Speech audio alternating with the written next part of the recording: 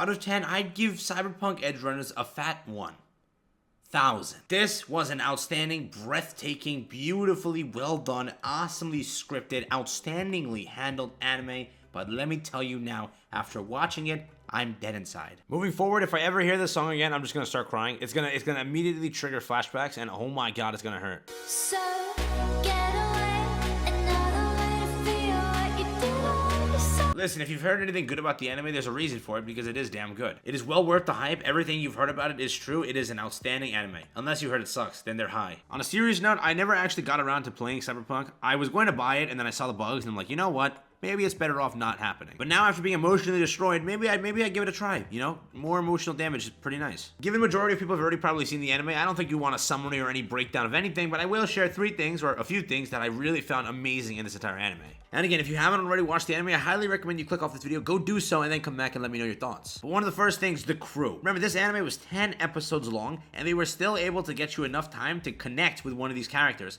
Potentially all of them. Given it's a cyberpunk story, I had no expectations for a happy ending, but damn, I didn't know I was watching a Kame Got Kill or Akudama Drive all over again, like bro. And again, within that 10 episode time frame, you attach to some of these characters, and watching them go, it sucks, it hurts, it genuinely does. And then again, when it does come to the pacing of the entire show, given it's 10 episodes, the community's kind of split on that one. I lean on the side of the pacing being perfect. Yes, I wanted more episodes, but I feel like the way they did it is just back-to-back action, right?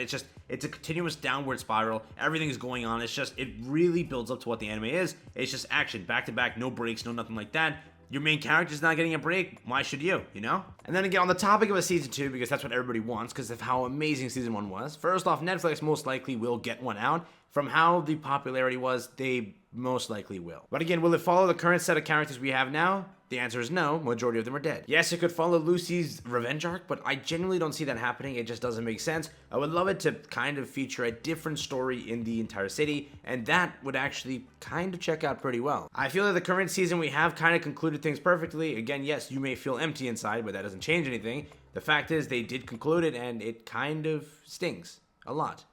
But it's fine, I guess. Next up, when it comes to Rebecca, she's best character. There is no argument. Best character of the year? I don't know. At this rate, she may reach best character all time. I don't even know. Apart from her being like one of the funniest characters, she was really written pretty well. The entire thing with David, continuously augmenting, and again, at the point, if you continue doing it, you lose your humanity. That's the entire point of the story.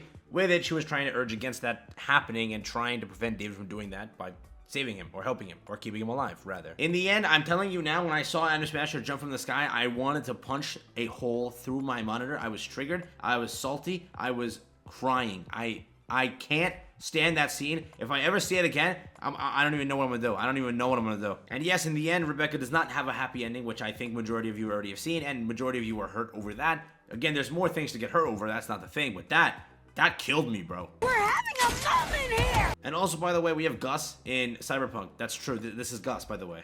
Overall, though, let me know your thoughts and opinions. What did you think of the entire anime? How was it for you? Again, I went into it not expecting too much. When Netflix releases some stuff, it really isn't too great.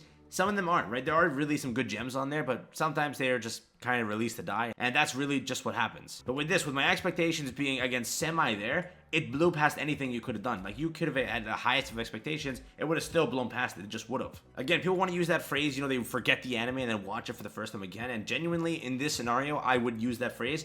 When I watched it, I just had that entire feeling of seeing everything like that. I don't know, man. It's just nothing like it. It's nothing like it. Overall, October should hopefully, set our emotions straight. We have so many different animes releasing to hopefully fill the void that we currently have inside. Mob is dropping in October, and so is Bleach. So there are some animes that I can go and watch and, hopefully not crying, With October releasing a bunch of stuff, I'll see you then, but that's really been it. Cyberpunk Edgerunners, a really well done anime. I would say a masterpiece if that's too much for you.